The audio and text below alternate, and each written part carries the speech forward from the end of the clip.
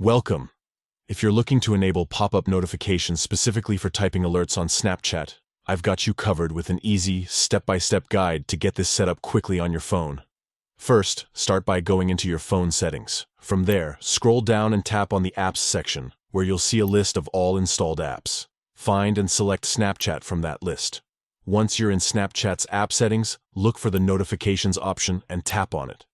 This is where you control how Snapchat sends you alerts. Next, within Notifications, tap on Notification Categories. Here, Snapchat breaks down different types of notifications you can customize according to your preferences. Under the section labeled Individual Chats, tap on the Typing category.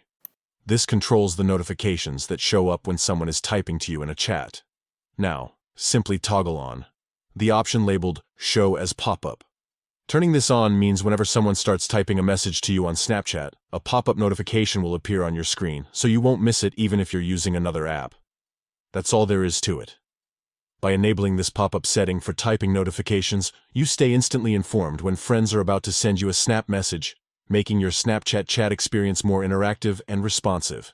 If someday you wish to turn it off, just follow the same path and toggle the pop-up setting off. Enjoy staying connected and never miss those typing alerts again.